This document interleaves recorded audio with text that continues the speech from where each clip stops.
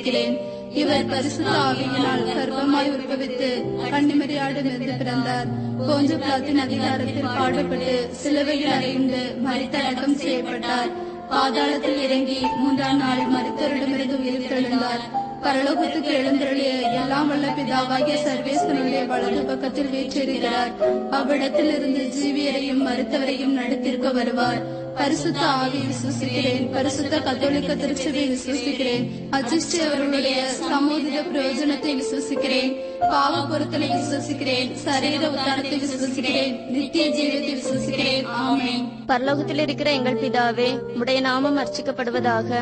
உம்முடைய ராஜ்யம் வருக. உம்முடைய சித்தம் பரலோகத்தில் செய்யப்படுவது போல பூலோகத்திலும் செய்யப்படுவதாக.